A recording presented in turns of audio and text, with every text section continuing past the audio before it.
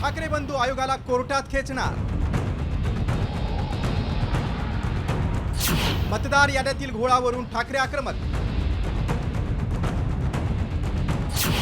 Vote चोरी विरोधात ठाकरेंची रणनीती ठरली.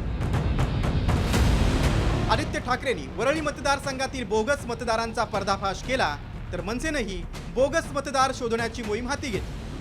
आधी जोगेश्वरी आणि त्यानंतर आता नवी मुंबईत सार्वजनिक शौचालय, पाम बीच आणि आयुक्तांच्या निवासाचा पत्ता असलेले अनेक मतदार आढळून आलेत. त्यामुळे ठाकरे बंधू निवडणूक आयोगाला कोर्टात खेचण्याच्या तयारीत आहेत, अशी माहिती सूत्रांनी दिली. आधी जोगेश्वरी आणि त्यानंतर आता नवी मुंबईतील सार्वजनिक शौचालय, पाम बीच रोड आणि नेरूळ स्टेशन पत्ता असलेले अनेक मतदार आढळून आलेत. त्यामुळे आता ठाकरे बंधू निवडणूक आयोगाला कोर्टात खेचणार, अशी माहिती सूत्रांनी दिली. मात्र ठाकरे बंधू कायदेशीर लढाईवरच थांबणार नाहीत, तर त्यांच्यापासून नव्या पर्यायांवर देखील चर्चा सुरू आहे. मात्र हे पर्याय कोणते आहेत ते पाहूया.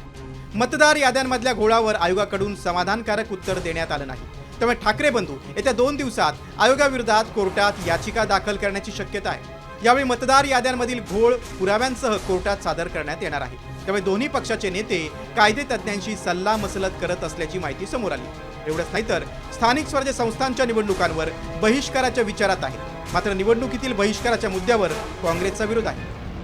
खरं तर राहुल गांधींनी बंगळुरूच्या महादेवपुरा लोकसभा मतदारसंघातील वोट चोरी उघड केल्यानंतर राज ठाकरेंनीही तीच शंका उपस्थित केली होती. तर आता राज ठाकरेंनी ही लढाई आणखी तीव्र करण्याचे संकेत दिले. सर्व महाराष्ट्रातल्या सर्व मतदारांना, माझ्या महाराष्ट्र सैनिकांना, सर्वांना मी सांगतोय की या मोर्चात सामील व्हा.